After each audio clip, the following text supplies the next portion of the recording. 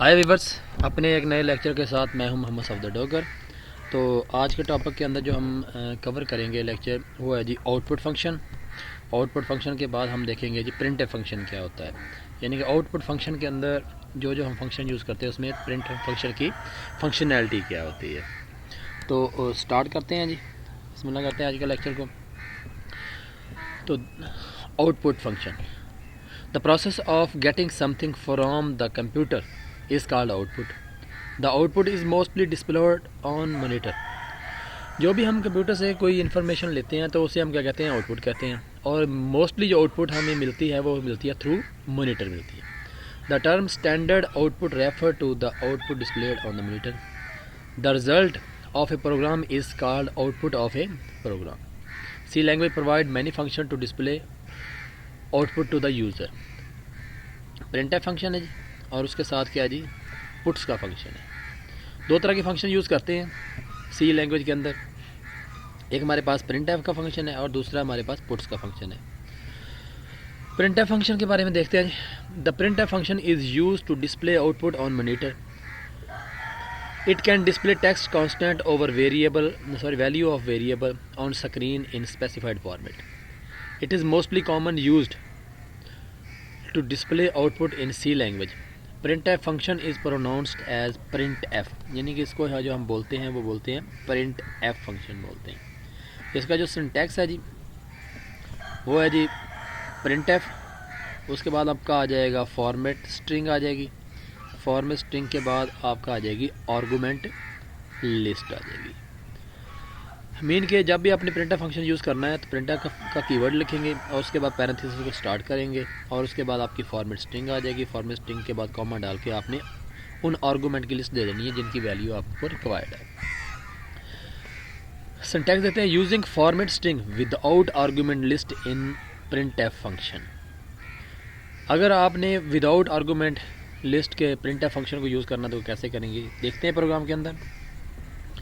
तो मैं यहाँ पे एक प्रिंटफ का फंक्शन यूज़ किया, उसके बाद मैं यहाँ पे लिखता हूँ जी हेलो वर्ड। तो ये मेरी जो आ जाएगी फॉर्मेट स्ट्रिंग आ जाएगी, एंड पे सेमीकोलन लगाते हैं। इसको सेव करते हैं जी, सेव करता हूँ जी मैं, इसको रन करते हैं। ये आ जाएगा हमारा हेलो वर्ड, यानी कि फॉर्मेट स्ट्रिंग जो डबल कोड के अंदर आप लिखेंगे वो जस्ट एज इट इज़ आपको आउटपुट स्क्रीन के ऊपर प्रिंट होना हो जाएगी, या कंसोल आउटपुट पे वो आपको प्रिंट हो जाएगी। उसके बाद अगला फॉर्मेट देखते हैं इसका, using format string using single argument list in a printf function. अगर आपने एक सिंगल आर्गूमेंट लिस्ट के थ्रू प्रिंटफ फंक्शन यूज़ करना तो प्रिंटफ फंक्शन ये आपकी कंट्रोल स्ट्रिंग आ जाएगी, उसके बाद फॉर्मेट स्पेसिफायर आ जाएगा और उसके बाद आर्गूमेंट का नेम आ जाएगा। जैसे मैं यहाँ पे एक वेरिएबल डिक्लेयर करता हूँ int n is equal to 10 है, तो मैं यहाँ पे लिखता हूँ जी printf the value of n। ये मेरा आ गया जी कंट्रोल स्ट्रिंग आ गई, उसके बाद इक्वल टू का साइन परसेंटेज d, ये मेरा आ जाएगी फॉर्मेट स्पेसिफाई परसेंटेज d। अगर मेरा वेरिएबल की टाइप इंटीजर है तो मैं यहाँ पे फॉर्मेट परसेंटेज d लिखूँगा। अगर मेरी यहाँ पे वेरिएबल की टाइप फ्लोट है तो यहाँ पे मैं f लिखूँगा। कॉमा डाल के आर्गूमेंट का नाम डाल देंगे और उसके एंड पे सेमी कॉलन लगा देंगे और यहाँ पे स्लैश एंड डाल देंगे ताकि आपको आउटपुट जो है ना वो न्यू लाइन पे नजर आए। देखते हैं हेलो वर्ड, ये हमारा पहले वाली स्ट्रिंग आ गई, कंट्रोल स्ट्रिंग है। ये दूसरे वाली the value of n is equal to, और n की वैल्यू जो है ना वो यहाँ पे शो हो जाएगी क्योंकि हमने आर्गूमेंट दिया हुआ है।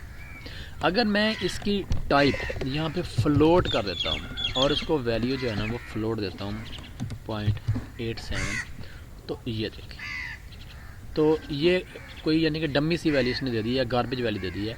तो मुझे फिर यहाँ पे क्या करना पड़ेगा, परसेंटेज f लिखूँगा तो मेरी जो है ना फ्लोट वैल्यू है। ये इशारिया के बाद 4 तक वैल्यू आ रही है, आप चाहते हैं कि इशारिया के बाद 2 तक वैल्यू आए, तो परसेंटेज d के साइन के बाद डॉट डाल के 2 लिख देंगे तो ये 2 तक वैल्यू जो है ना वो शो कराएगा। अगर आप यहाँ पे वैल्यू ज़्यादा शो कराना चाहते हैं तो अब मुझे लिखूँगा तो वो 87 तक ही लिखेगा, क्योंकि उसने वैल्यू को राउंड कर देगा, क्योंकि 7 के बाद जो वैल्यू है उन्हें 5 से ज़्यादा है तो इसको राउंड करके इसको 8 में कन्वर्ट कर देगा। आप चाहते हैं कि 4 वैल्यू शो होनी चाहिए, यहाँ पे .4 लिख देंगे तो ये देखें मुझे 4 तक वैल्यू जो है ना वो शो हो जाएगी। उसके बाद है जी using format string with multiple argument list in printf function. अगर आपने एक से ज़्यादा आर्गूमेंट देने हैं तो उसको क्या करेंगे, आपका कंट्रोल स्ट्रिंग आ जाएगी, फॉर्मेट स्पेसिफायर एंड देन अगले वाले की कंट्रोल स्ट्रिंग, फॉर्मेट स्पेसिफायर दूसरे का, और जिन जिन आर्गूमेंट को आपने यहाँ पे शो कराना, जिन जिन की वैल्यू शो करानी है उनको कॉमा डाल के लिखते जाएंगे। देखते हैं जी, मैं यहाँ पे एक और वेरिएबल लेता हूँ जी, int a is equal to 40, the value of n is equal to ये आ जाएगा, और मैं यहाँ पे लिखता हूँ जी /n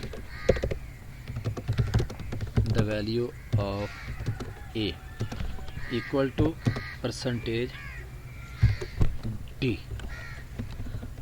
और यहाँ पे कॉमा डाल के मैं a लिख दूँगा।